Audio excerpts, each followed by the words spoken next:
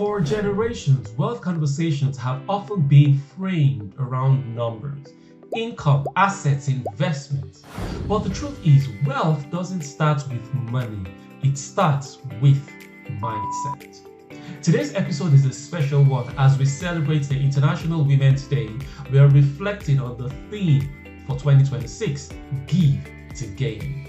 The idea that when we empower others, share knowledge, create opportunities, we multiply progress, not just for ourselves, but for the entire communities. My guest today embodies that philosophy. Osayi Ebohon is an award-winning international speaker, a money mindset coach, a real estate entrepreneur with a property portfolio exceeding £3 million, and the author of Becoming Her. But beyond the titles, Osai has spent decades helping women challenge limiting beliefs about money, build financial independence, and create legacies that extend far beyond their own lifetime. In this conversation, we are exploring a powerful question. How do you build and sustain wealth in a way that honors your purpose, protects your energy, and creates generational impact? Building and sustaining wealth isn't just about money, okay? It's about creating systems, it's about creating habits, and it's about assets that continue to outlive us. Because wealth isn't just built in bank accounts. It is built in habits, in disciplines, in mindset, and sometimes in the courage to become the person that you were meant to be. A wealthy person understands the value of what he has. He doesn't use his money to buy things. Well, he has nothing to prove anyway.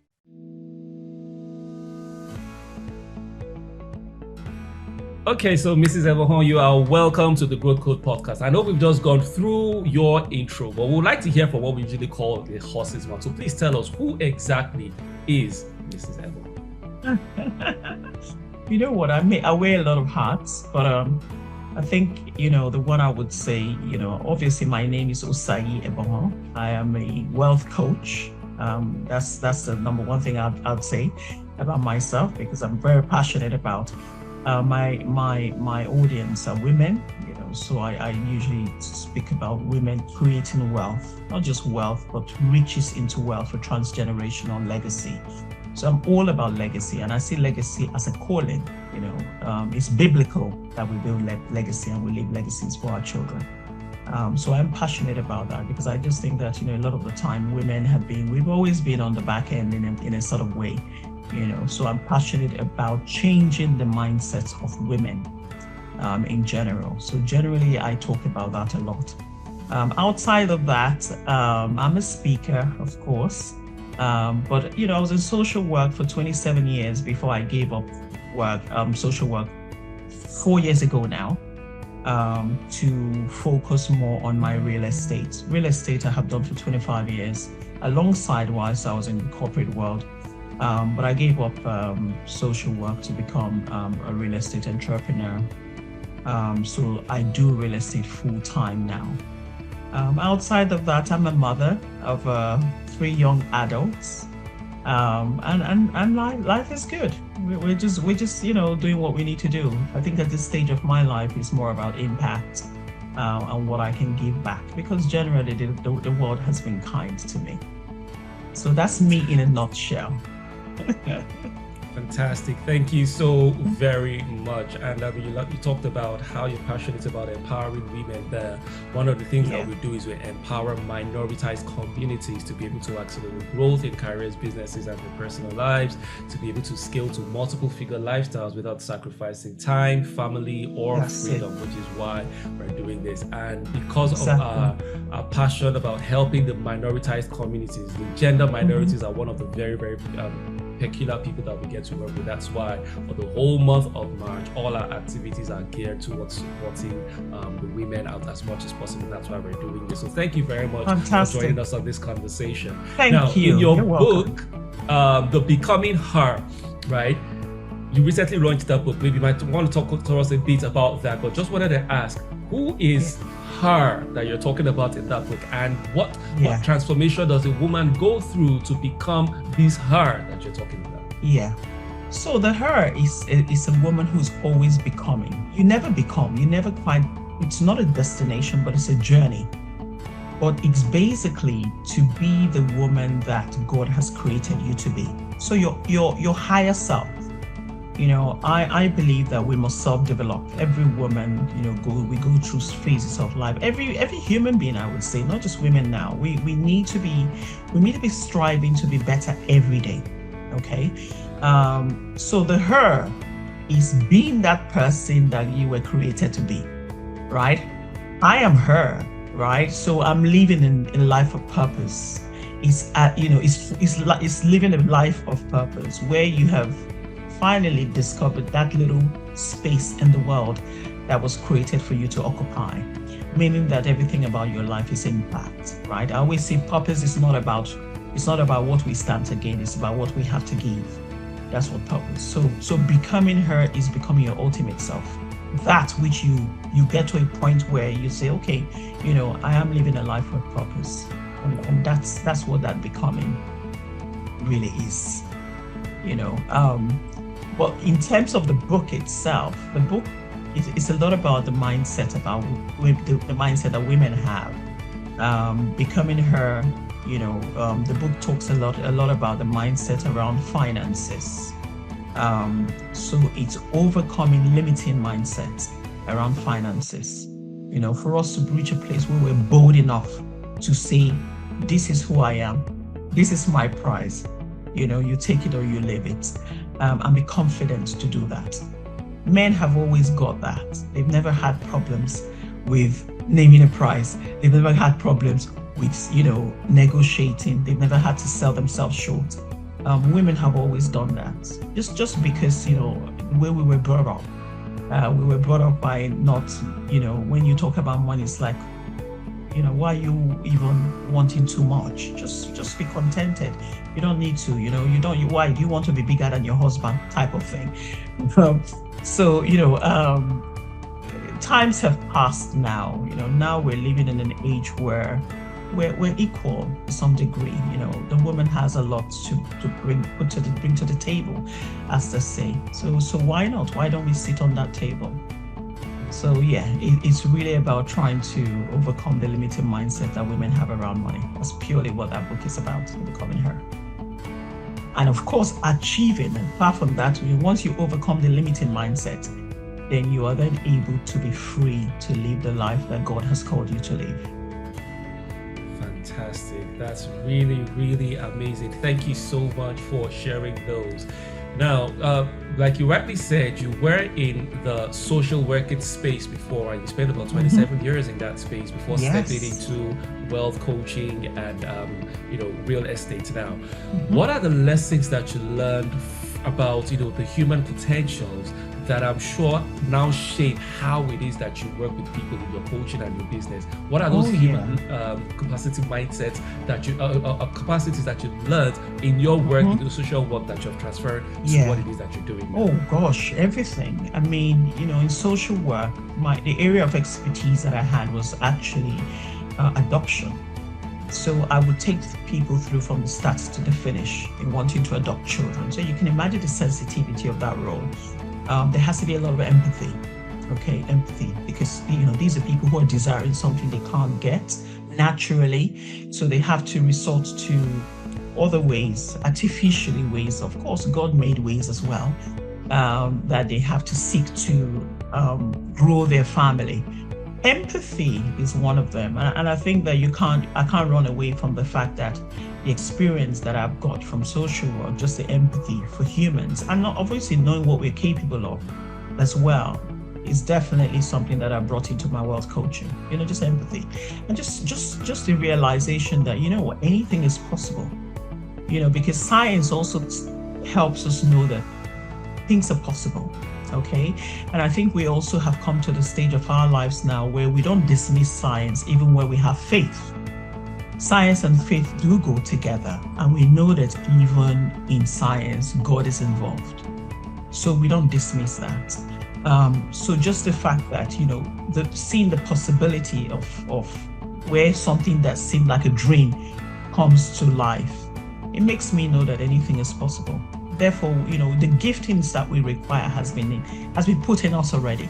Every one of us. God didn't create an empty vessel. He created us and filled us with everything that we require. So sometimes in life, that's why we can never underestimate the power of mentoring and coaching. It just takes somebody to bring out that potential in you. Okay, so once I know that, and I know that I'm passionate, from time I have always been passionate about wealth. One of those people who from a very young age, I knew that I didn't, myself and poverty, my name and poverty can't be called in the same sentence. So I've always sort of had that belief from a very young age. So for me, wealth was always, I claimed to be wealthy even before I ever was, because I knew that I could achieve it. Even when I was getting married, I always used to be the one who would say, no, I wasn't looking for a man who was wealthy. I was just looking for a man who was kind, because as for the money, I know I can make that myself. So I used to have those sorts of conversations. So in terms of empathy and all of those things, I have brought into my coaching and my wealth creation. Therefore, I believe that every human being has the capacity to make wealth, right? You just need to learn it. That's why they say success leaves clues. Learn how to do it and you can do it. It's as simple as that. Fantastic. Success leaves clues. Learn how to do it and you can do it as well. You can do it. And you talked about how science and faith do not contradict each other. For those I speak to about, I speak from three different perspectives, from science, from statistics, and from scriptures as well. And oftentimes they always support each other. There's really no contradiction there. Thank you very much. Now, it's popularly said that everything is created twice. First in the mind before it is in reality. So when we're talking about wealth creation, that process actually starts with creating in the mind. Now, what I have observed, which I'm sure in the work you've done as well, is a lot of people have certain limiting beliefs that are preventing them. You talked about, people's attitude to money in your book. Now, what are some of these limiting beliefs that you have observed that affect maybe women in particular or everybody in general, preventing them from being able to create this generational wealth? So a lot of the time, we settle. We have a very settling spirit. People sometimes feel that wealth is not scriptural. Some people would say, you don't need to because the wages of sin is death. The idea around, the idea around money, has and it's from upbringing, where we were brought up to feel that, if you have too much money, then, money is the root of all evil, for example. Therefore, you feel that if you have money, people who have money have the tendency to do bad things and they would fall into sin naturally. Whilst that, I understand where that comes from, because obviously when you become really wealthy, it gets to some people and they start to act out in a funny way. But, those are not scriptural things. So a lot of the time we are brought up to feel that, even wanting too much is almost like a sin, and it stems from our foundational upbringing. It stems from how we were brought up, and even more so for women. Remember, a lot of our history, we're married away. The woman's place is the home. You still have men who have those beliefs. You have men who still say, why do you need to work? I can earn enough for both of us. You just stay home and take care of the kids. So we're still, women are still fighting against all of those things. And that's why, and these are the limiting beliefs. It's a mind. So therefore, it's harder to let women, it's just a few women now who obviously are coming out of that mindset. Even women in the corporate, even women in the corporate world, yes, they look all glam, look all great on the outside. But on the inside, they're still struggling with these things. When it comes to certain decisions in the home, they take a back seat for the husband to do it. And whilst I'm not against that, there's a place for a man, there's a place for a woman. But I think we're way past where we need to belittle ourselves. all in the bid to be seen as subservient, all in the bid to be seen as submissive, all in the bid to be seen as, whatever else society labels have been placed on us by society. We're over that now. You can be wealthy, you can create wealth. At the end of the day, the wealth that we create, it's not wealth that, yes, we live. Legacy is what we're living now, but it's also being able to create something that outlives you. So I think it's the greatest gift you can give to earth is creating something that outlives you. When I wrote a book, I just didn't write a book because I was only passionate about it. I was also creating a book. I was also writing a book for legacy, because outside of me, if I'm not there tomorrow, the book, somebody else would read that book and be influenced by that book. So writing a book for me was also doing a legacy journey. So yeah, we women go through a lot of mindset struggle, which we have been brought up with. But people like us, people like you, we're trying to teach that, we can have it all and actually dominate in every aspect of our lives. It is possible, because that's my life. That's currently what I'm doing. Because I'm creating wealth doesn't mean that I am not working in partnership with my husband, for example. Because I'm creating wealth does not mean that I'm not, being kind to people. So once we have wealth and we balance it with faith, I think more often than not we're grounded, and that's what we need to be. Fantastic. Thank you so very much. And like you said, we can have it all, because in the work that I do, you get to see a lot of people that at the expense of creating wealth, they sacrifice one thing or the other. If you look at some of the richest guys in the world today, look at the Elon Musk, he's been divorced like how many times, he has 7 children, many of them out of wedlock. He's sacrificed his family at the expense of the wealth. Look at Bill Gates, he's divorced. Look at and the list goes on and on, like Jeff Bezos, and so it goes on and on. Now, you talked about something there, those limiting beliefs are so strong that they hold people back. Something happened recently, about a month ago. I posted something on social media about how to create and earn about $1 million in a year. And then someone reached out to me in my DM and was like, what do you need all this money for? You're always talking about money. What does a human being need $1 million for in a year? And I'm like, no. Everybody does not need $1 million every year. I mean, $1 million is about $27,000 every day of the year. Not everybody needs that. Now, if all you plan to do is to take care of yourself, take care of your family, have a good life and all that, why do you need $1 million?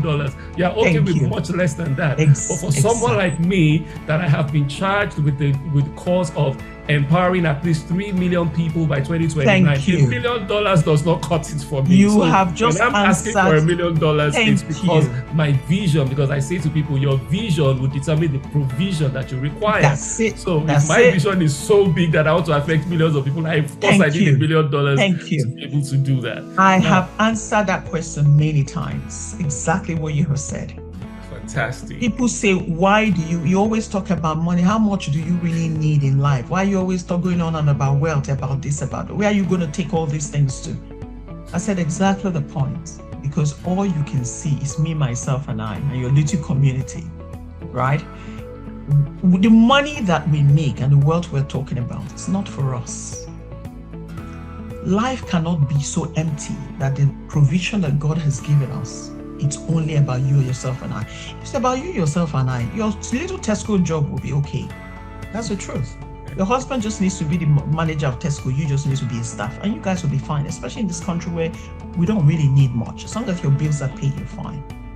But for those of us who God has given us a bigger vision, we know that we need a lot of money, because even the gospel needs money to move.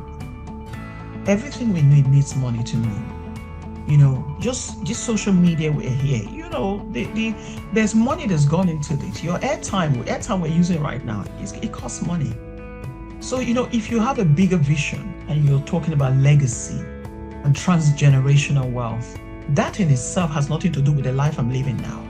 It's got to do with the life that is to come after me. And I am concerned about the life that comes after me. It's not just about me anymore now.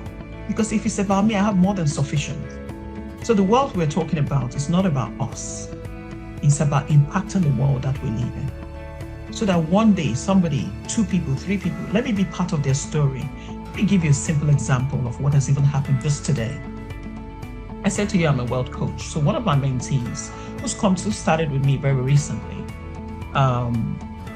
I got her she came, obviously, she has a good job. She has some investments here and there. Investment meaning that she has some things that are bringing her money. But she just has money sitting in the bank. And she does a lot like most women. She shops a lot. Each time I see her, designer this, designer that, all of those sorts of things as usual. So I said to her this year when I came across her, when we met somewhere, I said, look, this year, you keep calling me coach, but I've never coached you on anything. And I think, don't you think by now you need me in your life? As a joke. And she came and, she had reached that point really where she felt, especially, of course, you see me on the internet going to Dubai here and there, it all looks glam, and she is interested now. And I said, let's start. So I got her to buy her first property in Dubai yesterday. Got her to commit almost immediately. I said, do it. Do it afraid. You're not sure. You don't need to be sure. Jump in first and figure it out later. Sometimes just do it, okay? And she did yesterday. And she called me today. I just called you to say, thank you so much. Thank you for making me do this. Because guess what? If I didn't do this, do you know what I was planning to do? She had put in a bag, in her shopping bag. She was going to buy 4 pairs of shoes she wants to use for summer this year. And the total cost of the 4 pairs of shoes was 3,700. And all she needed to do was to add £1,000 more. And she's deposited for a property in Dubai. What are we talking about? She's so eternally grateful. So an hour ago, she's called me and said, I'm waiting for you for the second one now, because I want to do another one. And I laughed. Why is she excited? She's excited because she's doing something. She knows she's doing something that isn't just going to be wear a pair of shoes that over summer, you get bored of that shoe anyway, you fling it and looking for the next one to buy. She knows that this is beyond a pair of shoes. She knows that she's creating legacy, because tomorrow, if she's no more, her children can continue this journey that she started. And that's what legacy is about. Legacy is feeling good, because you know that what you're creating, you're owning. It's not just owning. You're creating something that, will be not just beneficial for yourself, but will be beneficial for your future children, even for those that you will not get to meet. So it's a feel-good factor. And she said to me that she couldn't sleep. Her whole spirit was bubbling with excitement, and she couldn't wait to call me this morning to tell me thank you. That's what legacy is about. That's the excitement that it brings. The ultimate joy we get is not what we do for ourselves, but it's what we do for other people. Why do we give gifts? When your wife, for example, is your partner's birthday, it's our friend's birthday, why do we just go through wanting to figure out what we want to give to them? We don't just give a random gift. We want to give them, want to search and look for what they truly would like, what they need. Because there's a feel-good factor that comes when you give. So sometimes the reason we give is not just because you want to be generous. It's also because it makes you feel good that you're giving. And that's what wealth creation also is, when we create legacy. So it's about legacy at the end of the day. Legacy is also purpose. Fantastic, amazing. Thank you so very much. One of the challenges we have in this journey of wealth creation is that because we live in a world where everything happens so quickly. You have one food, you warm it in the microwave, in 2 minutes you have it. Back in those days when you used to watch movies, a series, you could spend like a whole 2 months to watch a season of a movie, but right now in one night you can binge watch the whole thing. So everything has been compressed, even to the point where attention span is very short. And the same way as well, people want to get rich overnight as well. Now, what are some of those habits that you feel are the foundations that people need to be able to create this generational wealth, and to understand that it's not just something that happens overnight? Exactly. So you see, the building and sustaining wealth isn't just about money, okay? It's about creating systems, it's about creating habits, and it's about assets that continue to outlive us. So the whole idea about wealth creation isn't just about the money. That's what people get wrong because of what we attribute wealth to. When you talk about wealth, it's the flash cars, the designer clothes, the yachts, the private jets. That's always the image that comes to everybody's minds. No, it's about systems. It's about habits. Let me start with habits. How do you do this? It starts with the mind. They say you have to, you have to manifest it in the mind before, the £1 or the £10 gets into your pockets. Okay. So it's about shifting the mindset. So for example, where you would normally say, oh, I'm looking for what to buy, which is typical of all of us, looking for what to buy. We're trying to shift the mindset from I'm thinking of what to buy to I'm thinking of what to invest in, or I'm thinking of what to build. So that's where it begins from. The minds, first of all, has to start to change. Creating wealth, like we say, it's not just about money. Yes, money is a reward that comes in your wealth creation. But, it starts with the mind. Having to shift your mindset from an investor mindset, from a consumer mindset to an investor mindset. Okay, you're building ownership. Is the ultimate thing. Just going back to the example I gave you just now. What is that my mentee? What's she excited about? She's excited about ownership. Buying a pair of shoes is a temporal excitement. It's short-lived, because once a new brand comes in, you forget about old brand. Just like the iPhones, right? We see from the iPhone, you were so excited when you got the iPhone 13. We're in iPhone 16 or 17 now, aren't we? So yours is an old model, right? So it's from consumer to investor mindset. It begins with delayed gratification. Is a big one. And that's exactly the conversation I had today when I was saying to her. And I said, promise me that you're not buying any pair of shoes anymore. Promise me that those clothes that you have bought that still have labels on them, as long as they're within 20 days, return them. Go and return them. And I say, it's not because you will not buy these clothes. You will, but you don't invest your capital. You don't squander capital. The money you have in your bank now is capital. You invest it. I say, where the shoes and bag comes from is from the proceeds of your investments. That's what you then use to buy your shoe, you to buy your bag. We're not saying, as a woman, you want to look good. We're not saying don't buy those nice things, but don't use your capital to buy nice things. Use your profits and the proceeds of your investment to buy those good things. So delayed gratification is a big one, and that's why you find that millionaires have a particular kind of characteristics that come with them. Simplicity. Do you ever wonder how come that when you see people like Bill Gates, you just see them in their shorts and t-shirts, and check what he's wearing? The best you will find is he's wearing a Nike t-shirt on top, just a sportswear, an athletic sportswear, Puma, Nike, Adidas, those sort of brands. It's the poor people that you see that would wear Gucci from head to toe in debt, and they put these things on credit card not because they have the money. All right. So there's a certain characteristics that comes with wealth. Is a simplicity, because a wealthy person understands the value of what he has.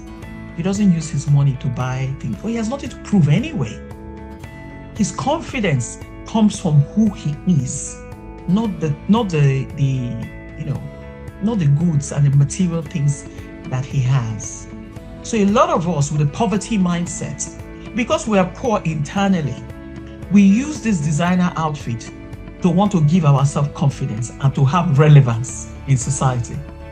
Whereas when you know who you are, you've got absolutely nothing to prove, because your confidence doesn't come from material things.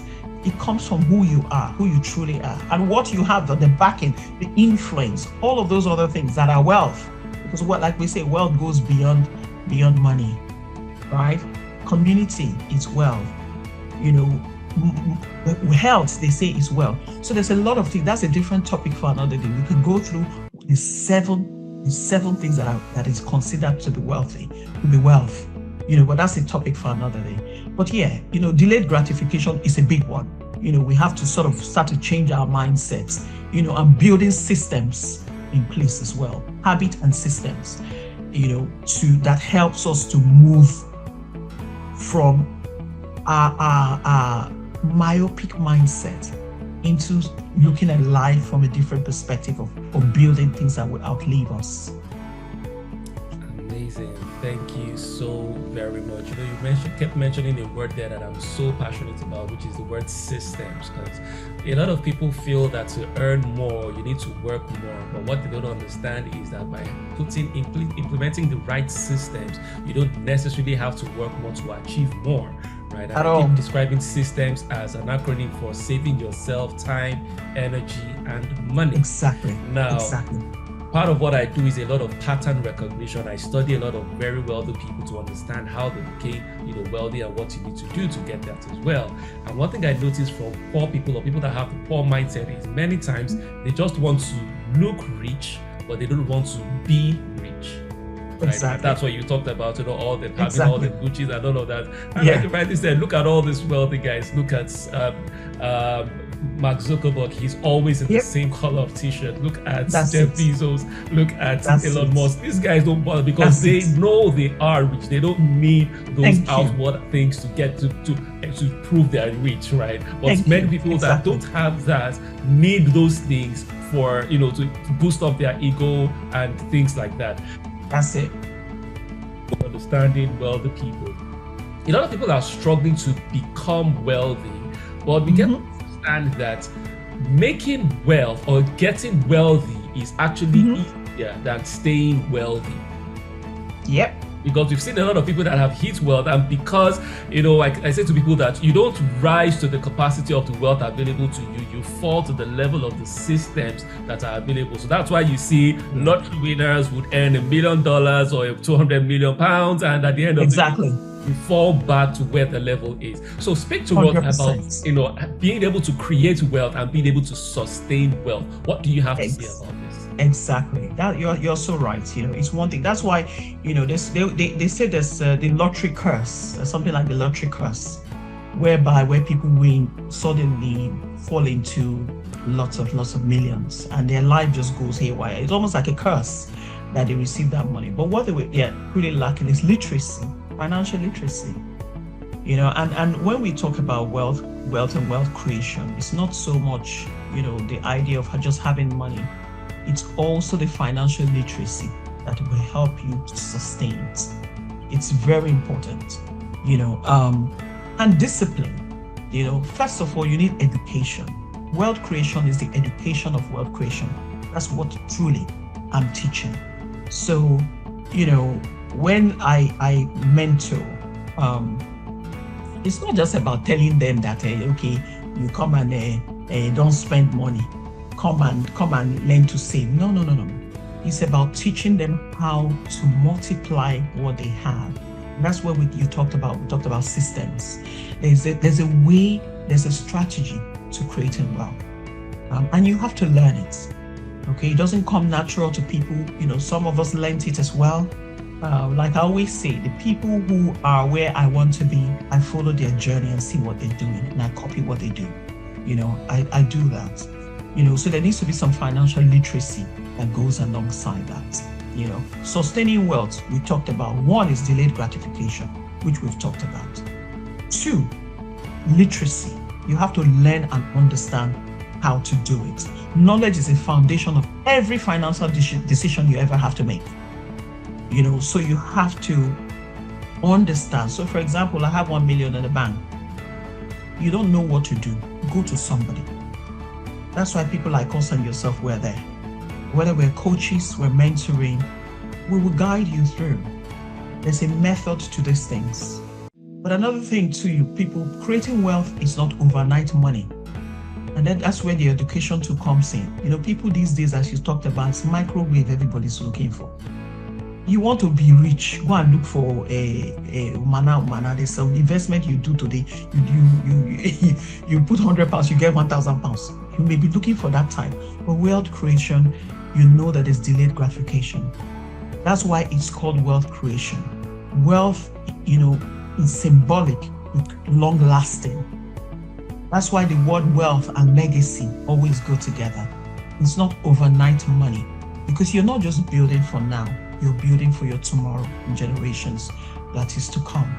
So that whatever it is you're doing now, you're building it up, not for overnight money, but you're building up to be long lasting so that generations ahead of you will benefit from that thing you're building. Discipline and consistency is also another one. Small repeated actions every day creates, exponential growth.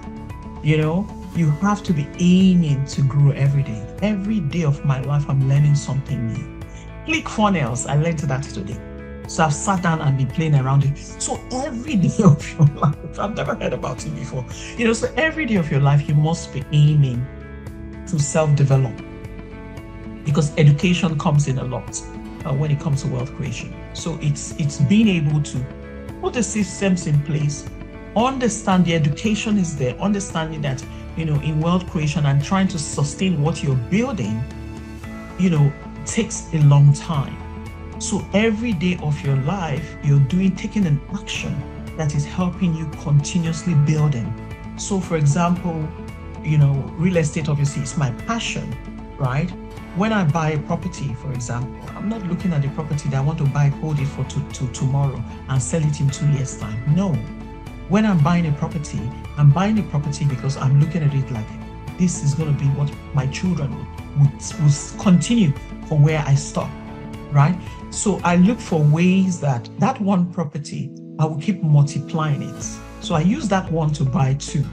And that's what we talked about, where the system in Ireland might be different from the system in the UK. Because if I hold that property, for example, for the next 7 years, it will appreciate in capital growth.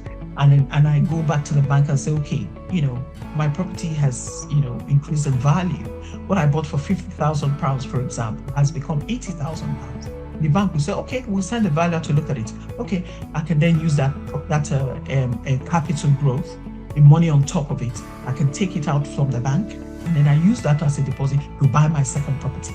So that's the typical example of how you create wealth.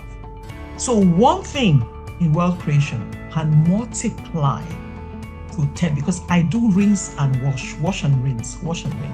I repeat the same process over and over and over and over again, and that helps me to grow and sustain my wealth. So I keep building. So that's why we say wealth is transgenerational. And as we do that, we also start to educate and teach our children to understand the concept and the formula that I have used, so that even they, when it reaches their point to take it over, they take it over as well, and they start to do the same, and their children inherit it.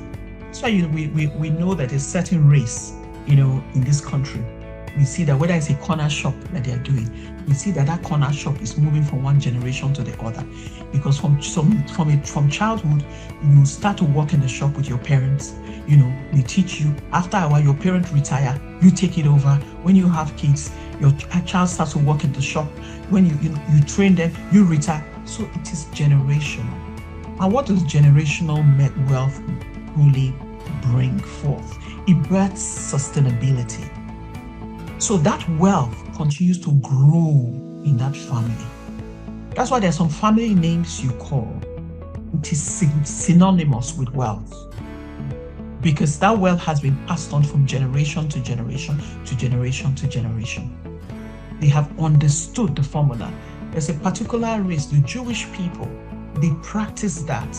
That is why they're extremely wealthy, because they have understood that formula, and they have used it for generations and generations to come. And they continue to be that race that has always sustained wealth within their community and their families. Amazing. Thank you so very much. You were talking about strategy there. To help people to achieve results, one of the things I came up with was what is called the growth code framework. And the growth is an acronym for 6 phases that are very important. So the G stands for goal clarity, and then the R stands for refined strategy, which is what it is that you're talking about. You need to understand the strategy. The O stands for optimized performance. That's where we're talking about the systems that you need to achieve all of this. The W stands for wealth creation. The T stands for transformative action, and then the H stands for the holistic success. Now, you talked about education there, where education is power. And fortunately or unfortunately, I work with a lot of people that don't value the education about these kinds of things, right? Mm-hmm. And I say to people, you need to invest in the knowledge of the business before you invest in that business. 100%. But unfortunately, you find a lot of people that feel that, I mean, I don't understand how someone wants to learn how to make money for free. So you live in an environment where they want everything for free. You want to learn how to make money for free. And what I say is, you don't attract what you want, you attract who you are. So if you have learned how to make money for free, what makes you think anybody's going to pay you for that knowledge? You're going to give it out for free as well because you got it for free. That's why we need to spend to invest in things like that so that we can develop that capacity to command that kind of value as well. Absolutely. Now, for someone that may be listening right now and that are kind of convinced and say, you know what, I think I need to make a change right now. I need to do something. Where would you recommend that they start from? I would say, first, it depends obviously on what they want. So for example, when I wanted to, as much as I had done real estate for the last 25 years of my life, 3 years ago, I went into Samuel Leeds. Samuel Leeds, for example, is a property, he has a property academy. I went to Samuel Leeds Academy, and I joined his academy, and I paid £12,000 for the academy, £1,000 every month, right? Now, what you don't pay for, you don't value. It's as simple as that. It is as simple as that. What you don't pay for, you never value. And the fact that I knew I was paying for that course and I was paying, it was tough, but I was doing it. I knew that I had to make the money back. So the drive that I had to make sure I succeed. So while I was at the academy, I started to turn around. And why did I need it? Because I wasn't doing real estate already. I was doing real estate already. But I knew that education will help me grow faster. By just being in that community, I could do partnerships with people. What does partnership help us do? Accelerated growth. What it would have taken you 6 months to do, when you do it with somebody, because of you people that bring two different things together, it helps you grow quicker. So I went to learn. So where do you start from? You start first of all, well, for those who might be completely lost, get a mentor. Let a mentor at least guide you to begin with. Let a mentor guide you. I know what mentoring and coaching has done in my life. Because there are some things you can't just do on your own. You will be stuck and it keeps you there for 3, 4, 5 years. And the reason you haven't been able to move, you don't know which direction to go. Get a mentor who would help you, who will guide you to point you in the right direction. It depends on what you want to do. So I knew that, okay, property is something I want to go into. I needed to look for the best person who I knew could do it. I went online, I was searching for different, even when I said I wanted to be a coach, I had to go and learn. I had to find what the best coaching institute is because I want to be the best. So you find someone who's good at the game that they play, who's the best, who's known in that industry. Go and look for it, whatever it is. If you want to bake cake and you say cake is the business you want to do, go online and start to search. Get yourself a mentor that will point you in the right direction. Mentors are not there to point you just in the right direction because even when you get there, you don't even know what to do even after that. They will take you step by step by step. But start with the person who you feel is in the industry, the expert in the industry that you want to go into. Because that's how I have always done mine. When I wanted to become a coach, I went and found the best. Oh, NLP. Oh, this one. And I did it. And I signed up. Because learning from the best, it sets you apart.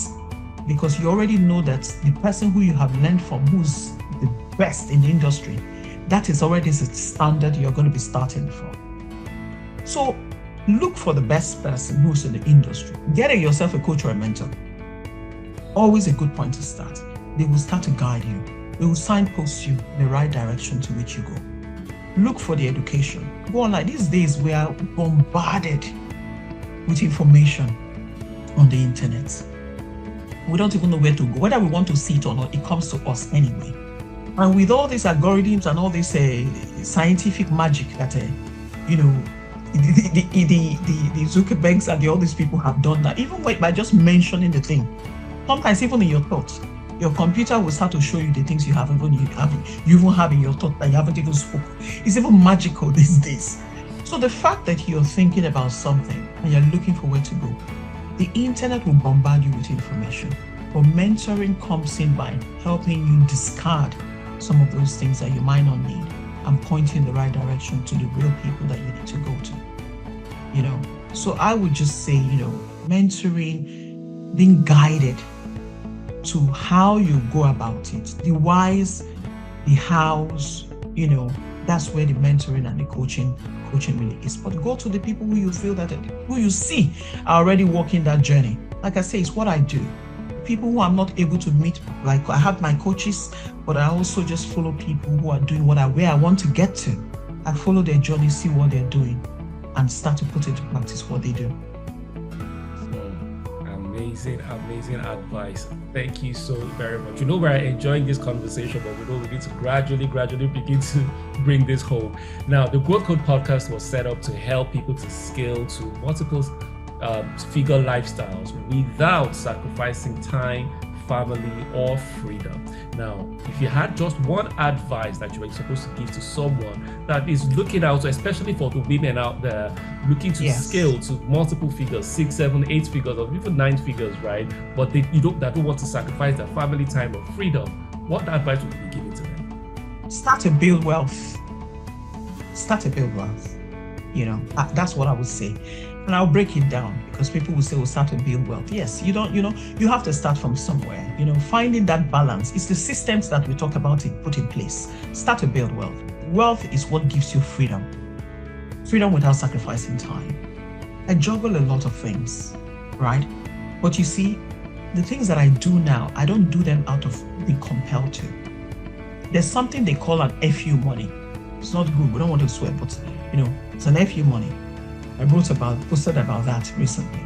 What that does is that it gives you the liberty and the freedom to choose and not choose the things you don't want to do anymore. So the things that I do now, I'm now starting to do the things that I actually enjoy, right? I'm not compelled to. I've chosen to do coaching because I'm experienced enough and I feel that it's a time of my life where I want to impact. Why is impact? Why am I big on impact now? Because my daily bread has been sorted. Because I do some coaching for free, right? I'm not doing it now because I want you to come and pay me $1 million. No, I'm doing it now because I genuinely want to help. Want to see other women be in the position that I am now. So build wealth, and that wealth we're talking about, it starts by the simple things. And let me point out as well. People always say when you build wealth, they just think that you have to have 1 million in the bank. No, it doesn't start from there. First of all, it starts from the mind. It starts from education. It's being able to sustain and build something and see through for that thing to start to multiply to you. It doesn't have to also be real estate. Stocks and shares are simple. You just need to go your trading 212 account. Start to put small into. What we are saying is simply stop the consumer mindset and shift to the investor mindset. That's just simply how you start to build mindset. And that can start with £10 a day. If they pay you weekly, take £10, put it into your investor account. Take another £20. Start to build. When that money is big, now take that big lump sum and go and put it into something bigger that starts to again multiply for you. It's all about compounding, right? So it's about moving from consumer to investor and start to build from there. It's all I can I can't advise you anything else because this is what I preach about every day. If you want to run away from this rat race that we all used to do, not me anymore now, thank God I'm out of it. But the rat race of every day running on the train, 9 a.m., 6 p.m., somebody else dictates your time. Sometimes you even want to take holiday. This is, well, sorry, you can't because you took last year, right? Sorry, you can't. You have to work,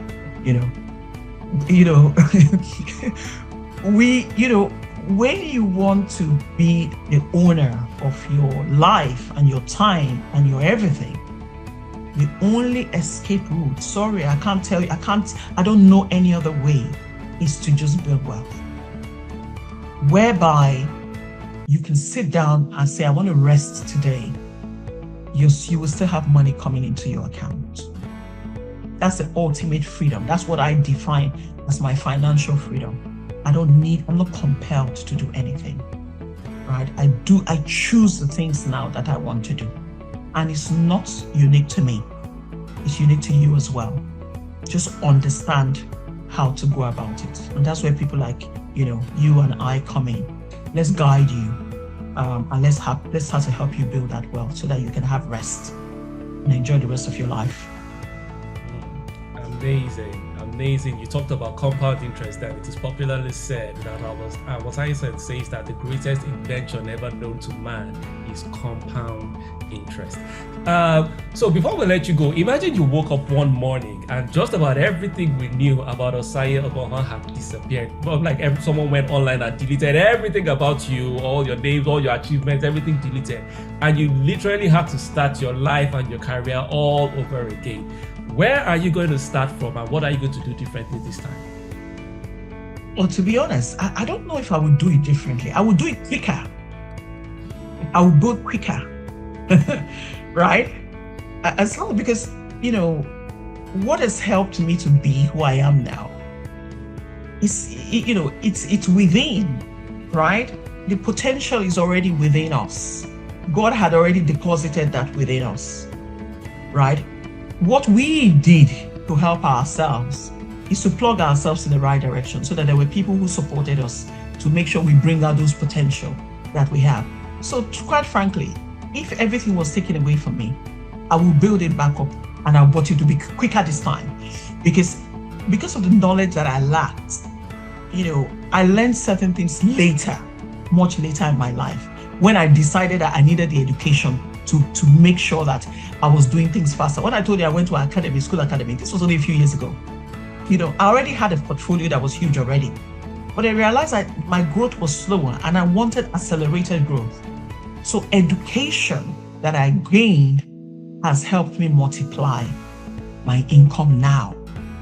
So if everything was taken away from me, I can rebuild it, but I'll rebuild it quicker because I know better. So, I've still got what it takes within me. So it will be easy for me to replicate. And what you can't take away, even though you might take off all my material things, is the inward ability that God has given me, which He has given to everybody else. A lot of us are not tapping into it, but we all have it. But because mine has been tapped and opened, the multiplication the second time will be quicker. I will do things the same way that I've done now, but I will do them quicker because I know better. I will plug myself with the right people immediately. I will get the education immediately, and I will start to build very quickly.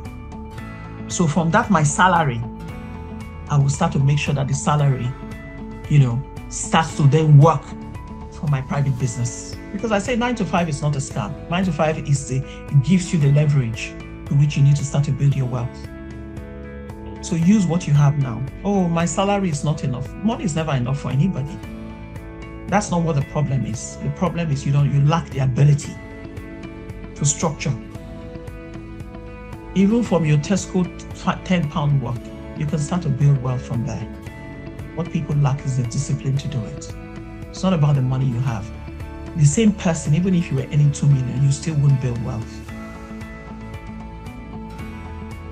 Amazing.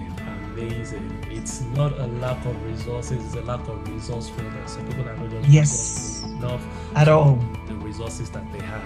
Mrs. Osayi Ebohon, I have enjoyed every bit of this conversation, and I'm sure everybody that's going to listen to this podcast as well is going to have the same level of value. So on behalf of myself and everyone, I would like to thank you for taking our time out of your very busy schedule to sit down with us today to have this conversation with us. I appreciate it. I've loved every bit, and I'm so honored to be here. Thank you for inviting me. I've enjoyed this conversation. Again, it's my kind of conversation. We can't talk enough about this. So well done, and thank you for what you're doing. That you're even soliciting for us as women, especially obviously, this Women's Month, which I'm really excited about. And also, I'm also giving away is free mentoring and coaching for people this month of March. Just as a way, the theme is give to gain. Just as a way to give, I'm mentoring 3 women for free for 1 month. So whenever this gets aired, and some people feel like, then they can just come into my DM, but they need to give me the reason why they think they deserve it, because I want serious people. I don't want some people, they're not ready yet. If you feel you're ready and you want to get to the next level, or you want to start to create wealth, by all means, reach out to me. Tell me the reason why you think you're qualified for me to mentor you, because I know that I have the ability to take you to the next level. By all means, message me. You could be one of the 3 people. So thank you so very much. And for anybody watching this right now that wants to be a part of that, just look at the description of this podcast. You will find her contact details there, where you can reach out to her and apply for that. And good luck, and let us know if you do get it, if you get lucky enough. Exactly. Okay, so thank you very much, and that's been the Growth Code podcast for today. Thank you.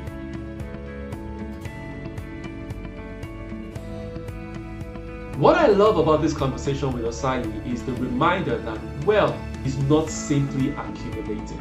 It's cultivated through habits, through discipline, through mindset. But perhaps the most powerful idea she shared is this: wealth becomes meaningful when it outlives us. When it becomes the education for the next generation. When it becomes the opportunity for the next family. When it becomes the freedom for the next person who dares to believe they can build growth. The theme of this year's International Women's Day, Give to Gain, reminds us that progress happens when knowledge, mentorship, and opportunity are shared generously. When women rise, families rise, communities rise, economies rise. And perhaps that's the greatest legacy of all. Osai, thank you for reminding us that becoming wealthy starts with becoming the right version of yourself. And to everyone listening, maybe the real question isn't about how much wealth you will build, but who you will become while you're building it. Till I come your way again with another edition of the Growth Code podcast, remember there's greatness on your inside and the world is waiting for you to birth and manifest your greatness. Go out there and be profitable, and I'll see you next time on the Growth Code podcast. Bye bye for now.